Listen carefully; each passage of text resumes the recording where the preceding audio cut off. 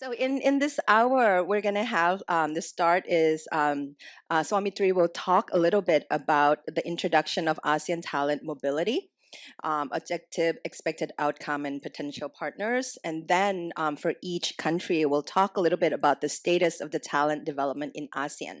So, and then we'll go sharing a little bit. Cambodia and Indonesia, you already shared.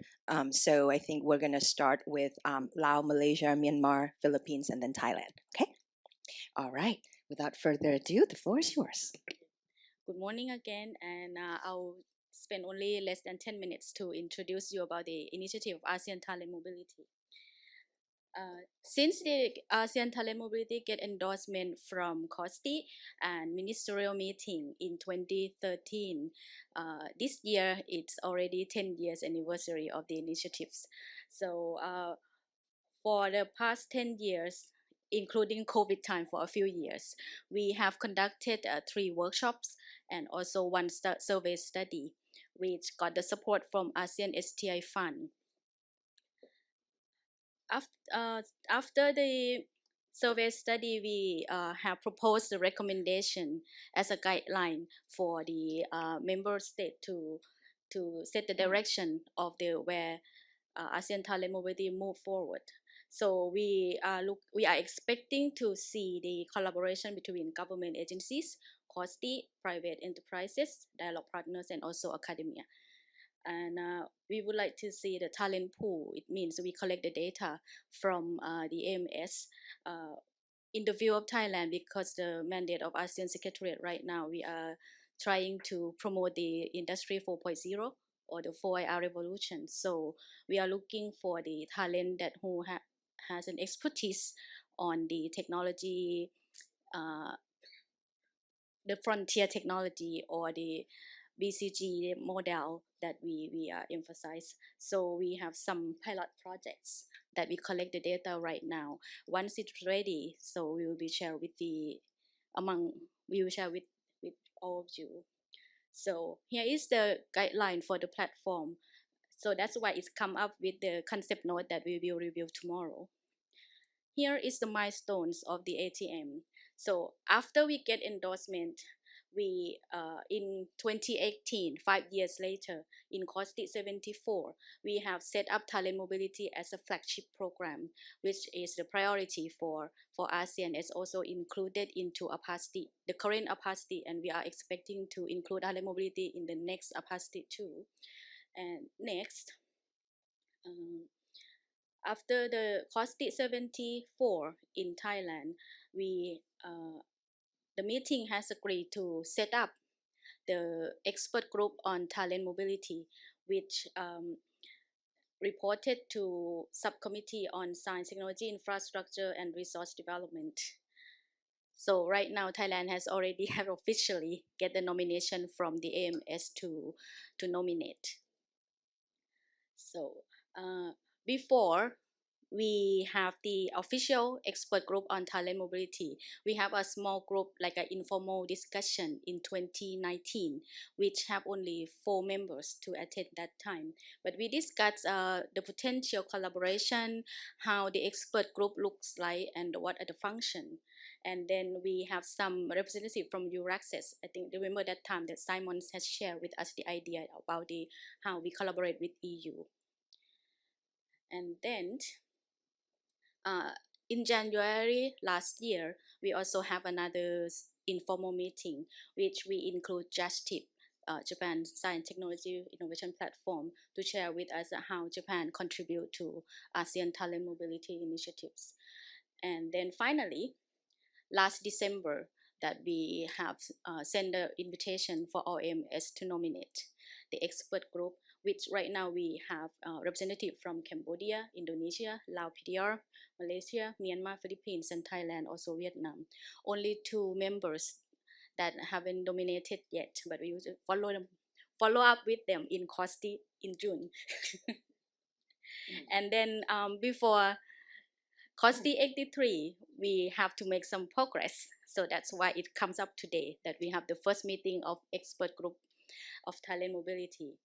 And so the TOR on the function of the expert group has been circulated to share with you, and we will review tomorrow for the revision and before we submit to the relevant subcommittees, which is GERD, and which we have the GERD share with us today as an evidence that we already have making a progress. And then the other that Thailand has also developed the concept note that we would like to establish ASEAN Talent Mobility community, which you can see the detail through the concept note we already shared on the cloud I think last night or yesterday afternoon. And we will look through it tomorrow as well. And to be honest, that I'm very proud that finally we get the funding from eReady after we have been talking for years until the last year of eReady that is going to complete the program. So we got it. And hopefully, even though after eReady, we still get the support from EU, no matter what initiatives or programs. So this is milestones of the ATM so far. Thank you very much.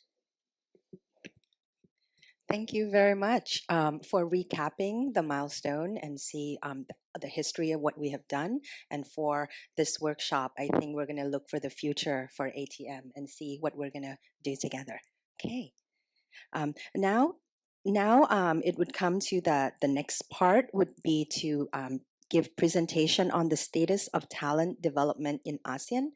So each member state can give just an overview of what are the programs of talent development or the status. Okay, so how about can I start with Lao PDR, please?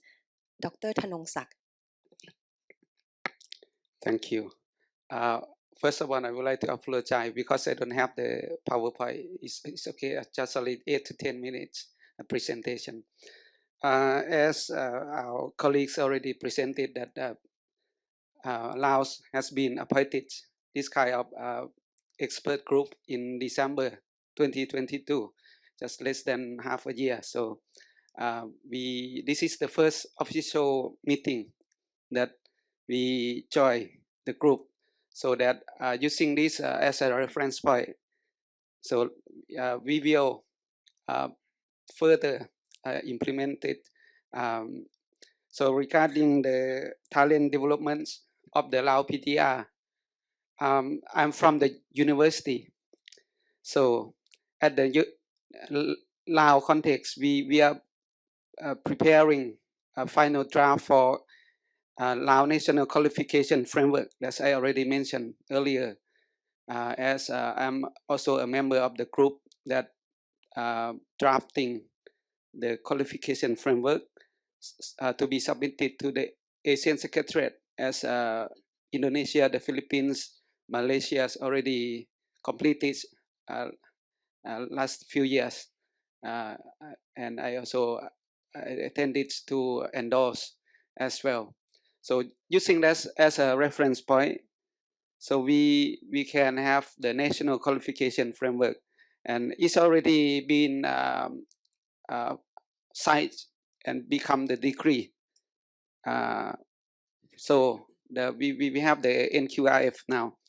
So using that as a reference point, we as a policymakers, we can match our especially higher education institution as well as vocational education, because we are the one who produce the graduates, the workforce that can use their knowledge and skill for mobilities in the futures. So from my background, I'm also members of Asian University Network Assessors and ACTS Asian Credit Transfer System. So we know the situation and the programs that we need to improve, especially as to produce the skilled workforce. At the moment, the Lao government already have this kind of policy and some implementation, because they have this kind of chambers of commerce that they allow the private sector to sit and be the formal platform for the private and NGO, the private and entrepreneurs bodies to share their knowledge and expertise using this as a platform, so they can um, produce and share skill and knowledge, especially in terms of um, supporting and enhancing SME. And from the university levels, we also work closely with others partner in terms of apart from student mobility, we also have the staff exchange programs, so that we can use as what we already implement this as a reference point to establish. So as I already mentioned, that from this meeting, when we get the final consensus, I will propose these um, um, final agreements to the ministry, especially Ministry of Education and others ministry, so that we can form a working committee within the Lao, so that please be informed that we don't have this kind of official appointed body yet. So that's why I haven't prepared any slides as the result of that, because uh, without the approval and acknowledgement from the government, I will be more cautious to present what I'm saying here.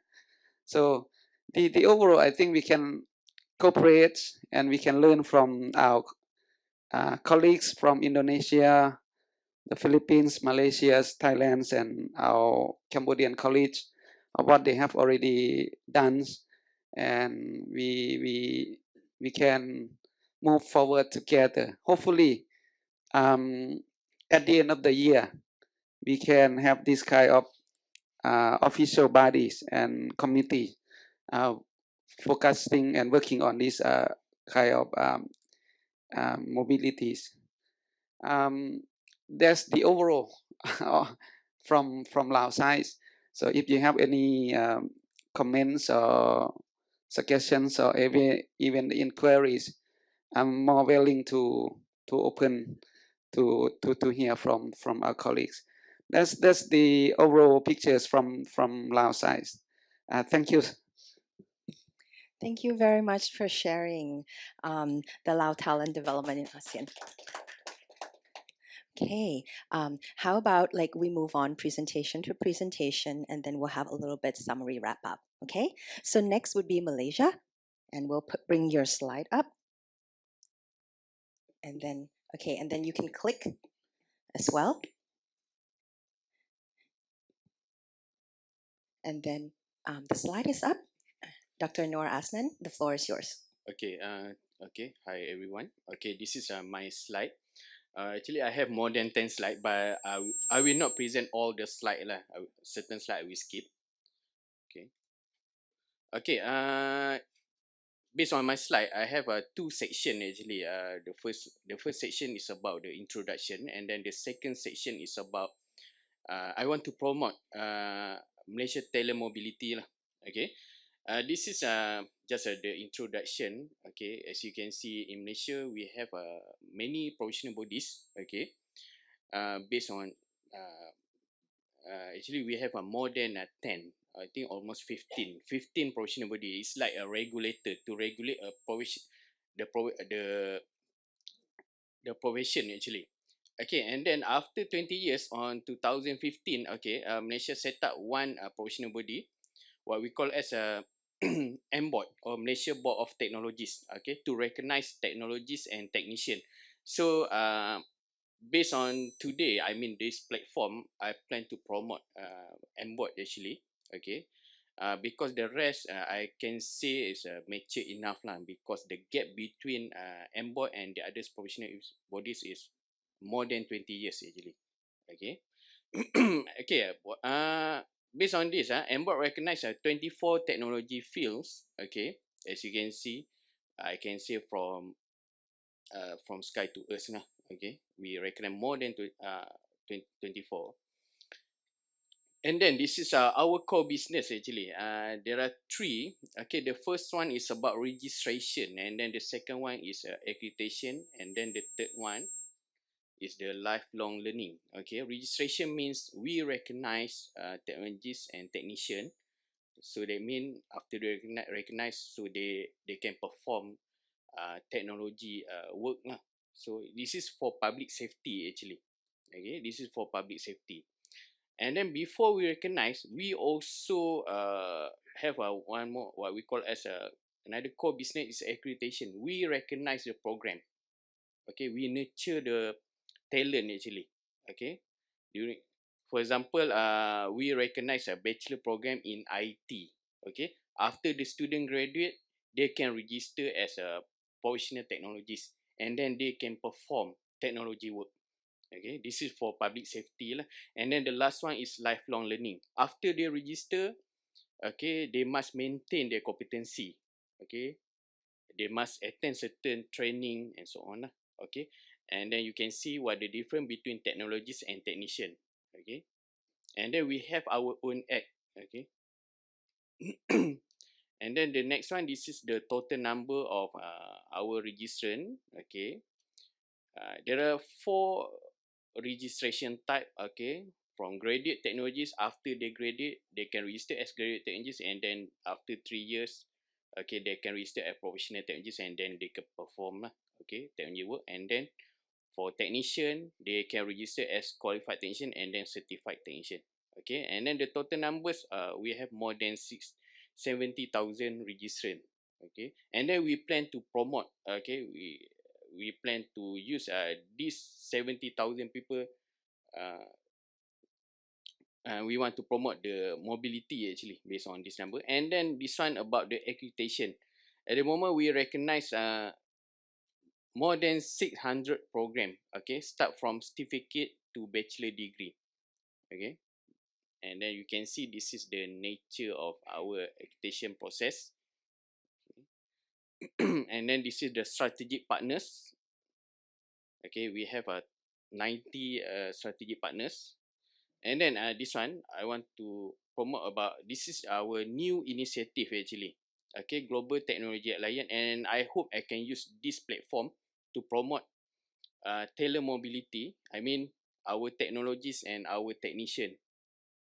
Okay, this one we already engage a few bodies. Okay, in Asian. Okay, this the vision and objective is to promote the mobility. I mean in specific the technologies and the technician. Okay, and then this is a few body that we already engaged. As you can see, from Brunei, okay, from Vietnam, from Philippines, Myanmar, and then Timor Leste. Okay, and then we plan to engage Cambodia, Indonesia, and Thailand lah. After this, this is an ongoing engagement, and then this is the way forward. Okay, we plan to set up what we call as a Global Technology Alliance. We call as a GTA. Okay, GTA. So that means to recognize, and then the mechanism that we use is a MOU. Okay, the MOU. And then I also want to invite. Okay, if let's say you are interested, you can join the MBOT Town Hall session on 15 August 2023 lah. Okay, this August. Okay, because we plan to launch the GTA, the Global Technology Alliance. Okay. Okay, so that's all. That's all from me. Thank you. Okay, thank you very much. I like your database. I think a lot of us countries have a various type of data collection and talent, and if we see how if we can align together and share what type of data analyze can be done, I think it's going to be a very useful. Okay, thank you very much. Okay, next country I would like to invite Myanmar, please, Dr. Tasin. Very good morning to you all again. So sorry to not prepare for the PPTs, but I can talk overviews of the Myanmar situation of the human development and science mobility. So for the human development of the Myanmar, so we have a 5-year strategic plan of the STI initiative from the 2022 to 2027. So under this strategic plan, so we are going for the human development under the Ministry of Science and Technology, especially on the technological university and vocational university. As you see, we have a lot of technological university, like the 33 university and the 27 computer university or university in Myanmar is 174 university. Those are from the Ministry of Science and Technology and Ministry of Education. We develop the humans from those university and then going to the research. Under the most, we are our researchers going to the locals and foreign trainings, especially for the biotechnology. So it's accounted on the last year. So we have 86 researchers in the biotech research going to the foreign abroad. So 30 university and 230 are students from the technical university and scholars go to the abroad for the scholarships. So that kind of the human development for the science and technologies arts and not arts. Actually, we have 7 departments and the Ministry of Science and Technology for the applying research, such as that vocational university for another TPS department in technological university and computer university and other advanced science and technology departments. And my department, research and innovation, going to the research center, and thus go to the SME or supposed technology and research. And then we have technology corporations and technical corporations departments, and going to the monitoring evaluation department. Those 7 departments are support for the human development of the Myanmar. Frankly speaking, so we don't have the policy framework of the HM program, but we have human development program like the scientist research and space entered this 5-year program. It started on 2022 to 2027. But we have a student and researcher HM program last year ago before the COVID, going to the Japan like the ASEAN 6 and also Philippines and Thailand. We have a student in research HM program before COVID, but after the COVID, this program stopped. We have the university research industry corporations. Last month, we have a regulation. It's a just draft. We are discussing now with the stakeholders how to strengthen the university research institutes collaborations, and that the regulation will be approved on December 2023. This is our target. The encouragement of the participation of the universities, that's from scientists, researchers, and industry. We are going to the ASEAN activity, ASEAN activity like the ASEAN Food Conference and ASEAN Science and Technology Innovation. We are participating this kind of the program. Our scientists are very encouraged to participate the kind of the program. Also, the Myanmar government emphasized on the GIIs, and last before the 2019. We are not geared on the GII, Global Innovation Index. After COVID, so we are emphasized on the GRI index, so we increase the GII numbers. You will see the GII index of the WIPO. We have complaints about the fund because we don't have research fund. We cannot use the government budgets for the research fund, especially on the university research and industry collaboration. So the kind of research fund will be developed after the URI regulation. So we can start on the 2024. And we need to also incentive for the researcher. Up to now, we don't have any incentive in Myanmar researcher are incentive. The kind of incentive developed in the Myanmar. So I hope that we can use the talent mobility regulations, and I show to the governments decision maker how to develop mobility system from like in Indonesia, like the Philippines, and also this morning the keynote speaker, the Dr. Frank. I don't know the keynote speaker. So he mentioned the very specific and comprehensive the development system and mechanism. So I can propose to the government and we can mimic and we can develop the kind of the mobility system and very demand-based system. So we can import in the 5-year strategic plan of the Myanmar 2020-2007 and hope the kind of the mechanism and in Myanmar we can follow the ASEAN. So also we can promote the skill of the students like the government technology university and government university college to orient it like the professionals. So the kind of the program program in Myanmar are developed for the human resource developments, but we need mobility. Expert on mobility system in Myanmar. That is the overall of the Myanmar information. Thank you very much. And now for the Philippines. And May you I have the borrow slide. the clicker? Oh, the clicker is over there. So today I am going to present to you some initiatives being done by the Department of Science and Technology, specifically the Science Education Institute that I spearhead towards the development of science and technology talents in the Philippines. So SEI is the Human Science and Technology Human Resource Agency in the Philippines.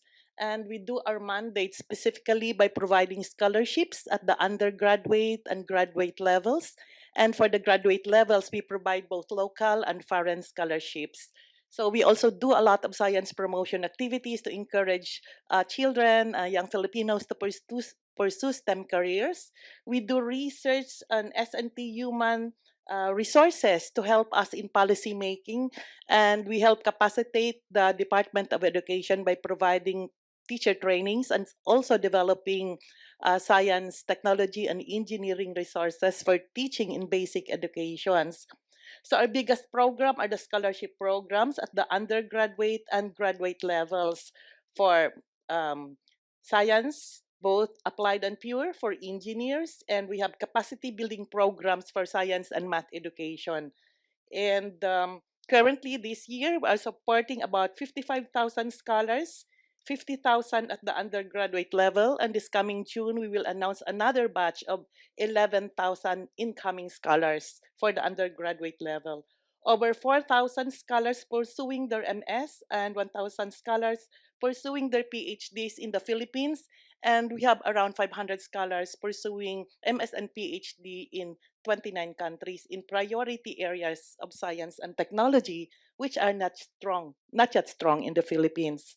So our scholars at the local level go to consortium universities. We help capacitate also these universities to maintain their quality. So 11 universities for MS and PhD in science, both pure and applied. And for engineering, 8 universities. And for capacity building for teachers, 16 universities, because we have 16 regions in the country, so that those teachers who do not want to go to the centers can already pursue their MS and PhDs in their home regions. We have Project Strand, we continually evaluate universities, especially in the countryside, so that we can provide interventions. Strand 1 is to provide scholarships for their faculty members, and Strand 2 to help their graduate programs by allotting a limited slot and also capacitating universities in research. Then we provide financial assistance. I think this is the most is a good financial assistance for our scholars at the undergraduate levels. But there are areas which still needs to be strengthened. So we send also scholars abroad. And these are the priority areas along agriculture, aquatic and natural resources, health, then industry, energy, and emerging technologies. Uh, in the last 4 years, we have sent 492 graduate scholars in 29 countries. Many of them, number one is they go to the US, second is Australia, and third is Japan. Currently, we have 57 scholars pursuing their graduate degrees in about 11 universities in Japan. We have also scholars studying here in ASEAN countries.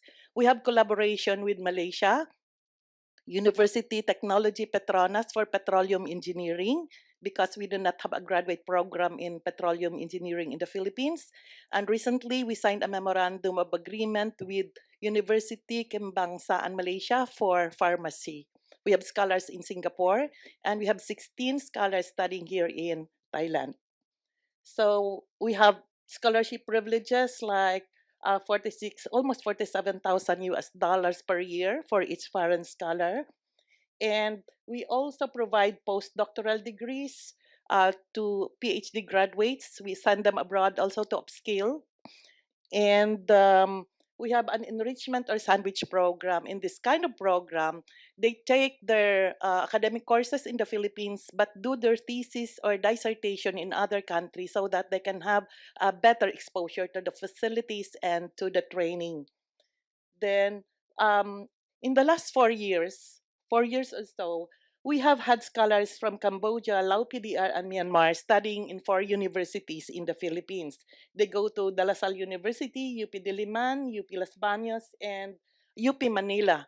They take their MS or PhD there along agriculture, mostly, then engineering, and in UP Manila for health sciences. And I'm happy to announce that out of the 41 scholars, 16 have already graduated and the rest are still finishing with their degrees. And this is a very happy program because our scholars enjoy their stay in the Philippines.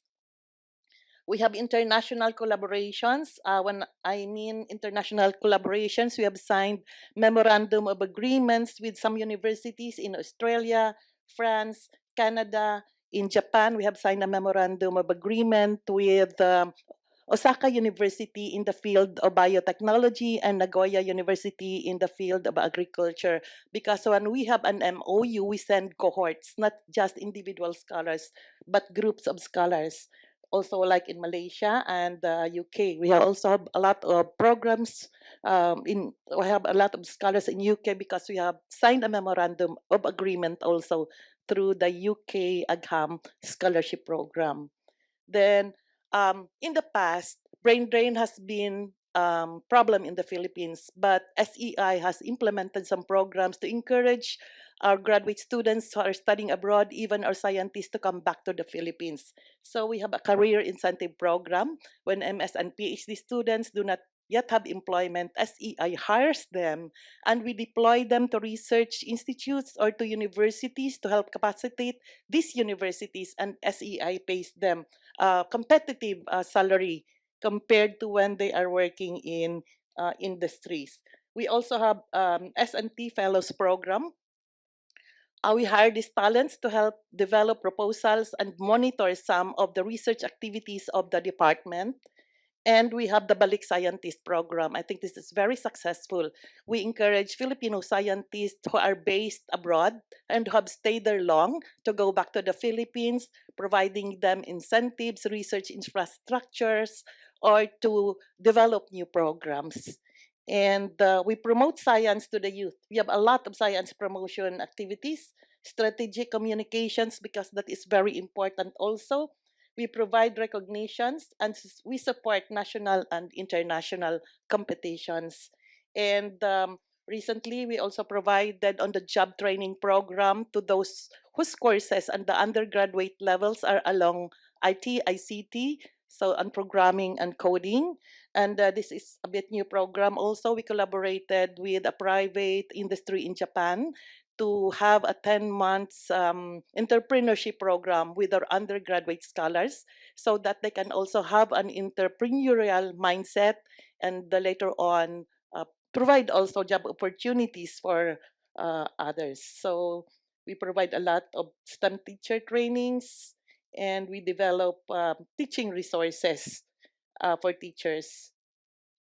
And that is all. Thank you very much.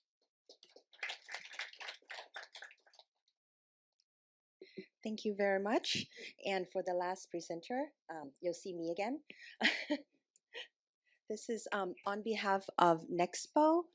Um, I'll be presenting, on behalf of Nexpo and Dr. Pranpiya as well. Okay. For the status of talent development in Thailand, I'll be sharing a few of the schemes that Thailand have been focusing on and then gearing toward also industrial partnership. So Thailand have a talent utilization platform for the national talent pool. We try to figure out, seeing what are the demand or the beneficiaries of the talent that is needed, and then look at the supply side, which is the talent pool side, and looking at the industry in our new S curve industry. So we do work with that, and with our talent utilization platform, we figure out about 7,000 talent in the 10 group of target industry like medical hub, advanced agriculture, bio technology, food, robotics, and so on. Not only that, we're looking at future industries as well, which is in the frontier research side. So with that, we also develop the hub of talent, the hub of knowledge. These kind of programs has embedded into our STI plan. It's a 5-year plan and have dedicated agency in order to execute them. Like hub of talent, hub of knowledge, it would be for National Research Council of Thailand. So the plan comes with money that go with it. So to focus with the target, not only the manpower, the brain power development, and focusing on developing upskill, reskill, and skill for the future as well. So for our talent mobility program, which has been going on very successfully for a while now, to mobilize researchers from the university or professors to the the industry sectors. So among that, as of now, we have mobilized and create about 1,000 or so projects, almost 1,700 researchers and 1,200 students so far. So we're trying to look at the linkages from the talent mobility program. We create the next one is talent resource management. Not only they do projects to solve the issues in the industry, we also the industrial side, the company side, built the curriculum with the university and using the industry as the lab or the testing area. So we kind of built the curriculum together and use that in the form of like a sandbox for regulation. And then we're trying to have a more strategic area to focus on the talent mobility. The next phase would be focusing on future agriculture, alternative protein, personalized medicine, and electric vehicle. So as I said with the talent mobility, we also have worked with the industry to create not just what do you call like the will work integrated learning, as well as trying to get scholarship for graduate to work in the private sector. So we work with the Federation of Thai Industries, trying to get matching scholarship for graduate with the business sector, and then have them working at the company.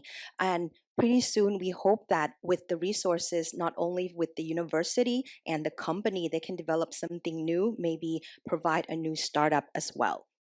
So there are various type of scholarship also in place. With this, it's a lot of coordinations, not only with the federations of Thai industry, like with the company itself. We have to collaborate with the regional science park. COE is Center of Excellence in the university, the higher education institution, various government agency and state, local agency and enterprises as well. And to make it like a tailor made, so we see what the supply need and it's needed. And not only for the industry, as I said before, we focus on future industry as well, and we believe that frontier research is the key to it. So with the basic knowledge, how can we develop the program to enhance research excellence as well for frontier research? So we are set goals and direction, and then have investment funding to build talents for frontier research, such as quantum technology, high energy physics, or even space system, and for the climate change, focusing on carbon capture and utilization and storage. For the food sector or the bio sector, would be synthetic biology, cultured meat, like that. This is the new initiative that just launched about a few months ago, where PMU have been assigned to develop. This is kind of a virtual platform, trying to link the already existing existing network in Thailand. We call it Thailand Academy of Science, focusing on three platforms to develop a frontline think tank, more of frontier technology to propose solutions to Thailand key issues, and also Frontier Science Alliance to form research team for frontier research to enhance competitiveness for the country. Even though we look at the basic science or frontier science, but we still have to look at the future industry and competitive in mind. So we hope that in order to have this alliance, it's not just for the research institution or universities. We also include the private sector to do research with us for the future industry. The third one is Future Graduate Platform. It's the new form of curriculum, mixing between university work and having student to go to do hard research in the research institution, and also linkage with the industry as well. So when you see that the implementing agencies, the various academies, institutes, center of excellence, and government, academic, and even the private sectors, so how can we link this also to ASEAN Talent Mobility? We're trying to look into that. So this is, for example, of the think tank. And the issues would be the grand challenge for Thailand, such as water management, or how to promote the electric vehicle industry also in Thailand. And then for frontier research, we go through the frontier research through the consortium, quantum technology, high energy consortium, advanced engineering, or plasma nuclear as well. So as we're going to have an MOU with the various universities, research institute, both in Thailand and abroad, in next week. So we hope that this task program will be becoming another platform for Thailand in order to foster collaborations. So when we talked, Dr. Pichet said, well, we need funding, right, in order to move everything. So for Thailand, the structure for the Ministry of Higher Education, Science, Research, and Innovation, we have the ministry, and then we have the Policy Council, the TSRI as the planning, and then they take care of the Science Research and Innovation Fund, and deploy to all of us, which are the funding agencies and program management unit, which is quite confusing. There are 9 of us, but each of us, each unit represent different mandate. For the global partnership, which is a very large program into that, is separate into 3 organization in working with. PMUB, it's my organization, and we work with research excellence and talent researcher development. PMUC focuses on competitiveness, working with international industries, and NRCT looking at the environmental, societal sustainability. So if we link that together in order to partners for ASEAN Talent Mobility, I think we can cover as one of the as the team to help support ASEAN Talent Mobility as well. So when we try to linkage, trying to form in our plan to linkage to ASEAN and global partners.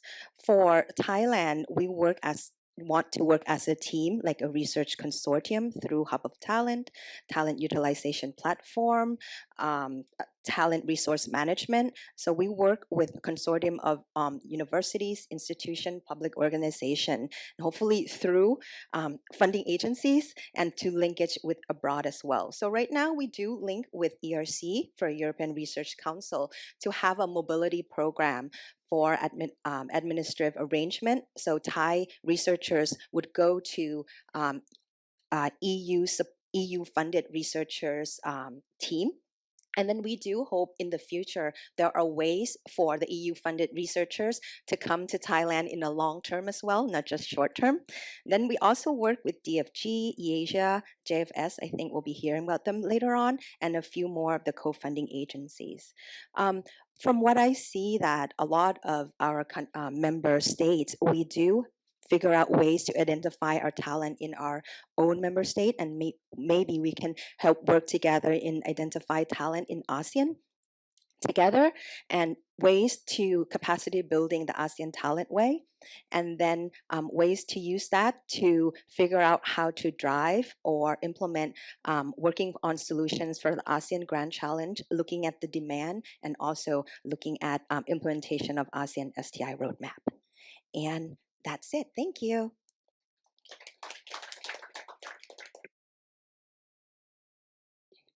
All right. So based on the time, okay, we have about 15 minutes till the buffet is calling us.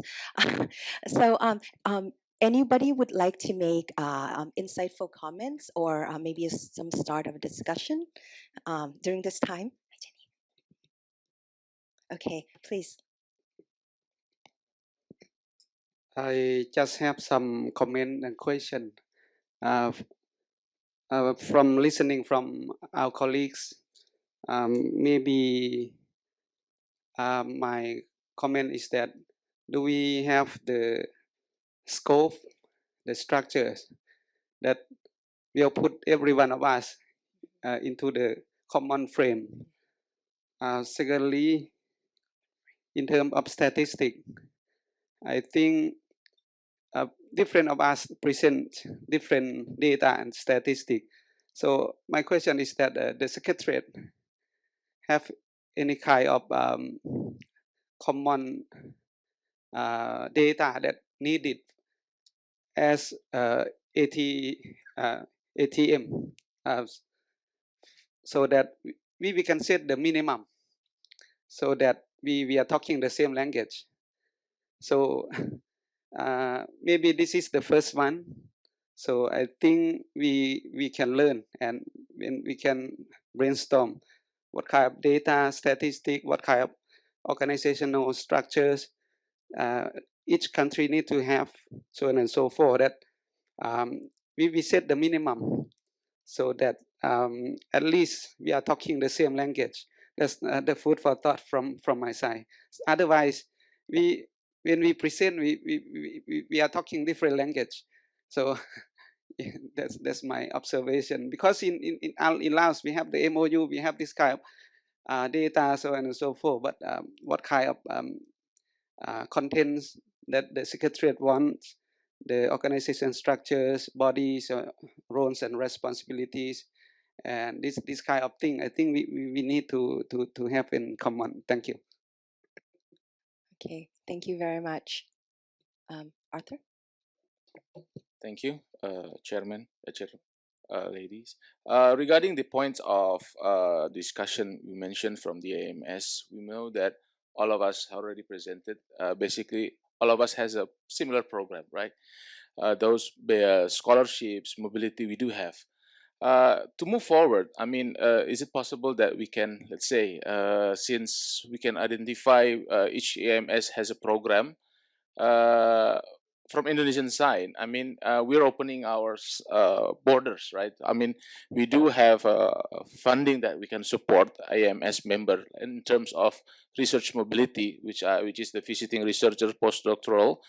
I mean, if we can move forward as a concrete platform, is it possible that we can create other maybe AMS member which already has established commitment from their governments, especially on the budget, to be co-funded together under the ASEAN flagship here in terms of no money cross borders platforms, meaning that when IMS members or researchers come into Indonesia, all their needs will be covered by the Indonesians budget, yeah, and while Indonesian side researchers coming to the counterpart will be hosted and facilitated by the host counterpart.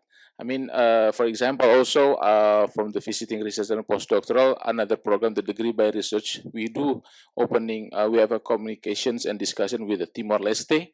We are accepting students from there to be hosted in university in Indonesia. We will cover their tuition fee, but the governments of Timor Leste will cover their living allowances while they are stationed in Indonesia. I mean, just to make it forward, we should have a concrete program, a concrete project. Yeah, in terms of Indonesia, we are ready to support.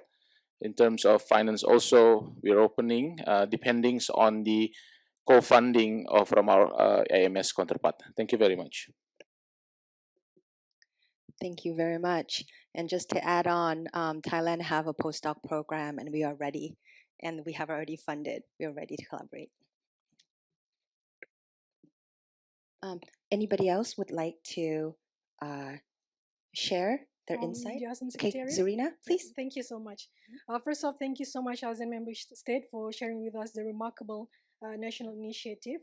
Thank you for you again through eReady for supporting the initiative, and of course, some congratulations to Thailand slash Messi for leading and kicking off with this ASEAN Talent Mobility Program finally.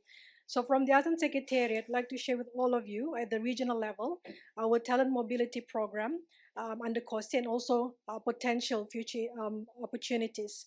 One of our flagship programs would be the scholarship program for CLMV, Cambodia, Laos, Myanmar, and Vietnam. But next year we will have another add-on, which is Timor-Leste. This program is initiated by several AMS countries in the spirit of ASEAN Help ASEAN. Yeah, this is initiated by Indonesia, Malaysia, Philippines, Singapore. I think Dr. Arthur and also Philippines already presented on this. We are using our fund, ASEAN Asia Contribution Fund, using AMS national budget. So this is what we call as the no money cross-border platform. Yeah, we already have this. With our dialogue partners, currently our COSTI, through us, the Science and Technology Division, we are working closely with 17 partners, and most of them are dialogue partners. So we'd like to share here that our 4 key partners for talent mobility, number 1 would be EU. That is the reason why we are here, because they are supporting this ASEAN Talent Mobility Program to eReady. Number 2 would be the UK, our newest additional to the dialogue partners. They are supporting, potentially supporting our industry-led scholarship program. We are looking into having 2 AMS to have the pilot initiated by this year. Indonesia and Philippines came forward, so we are looking into signing the MOU soon. This initiative is partly funded by a private company in the UK, backed by Lloyds and BP. Thirdly would be China. Recently, China pledged several million USD to support talent mobility program for the duration of 3 years. We are looking into beefing up and strengthening the concept node, but they are ready to have pilot as well with ASEAN member states. And finally, India. India is the only dialogue partner with dedicated funding for ASEAN STI. We are already having several talent mobility program with India in different shape and form. So I think we are looking forward to more proactive actions from ASEAN member states to support this ASEAN talent mobility. And also I would like to just quickly go back to Laos inside. We truly agree with you that we need to have common data and scope for ASEAN talent mobility, which I bet will be further discussed tomorrow when we're discussing the TOR. Thank you. Thank you very much, Serena.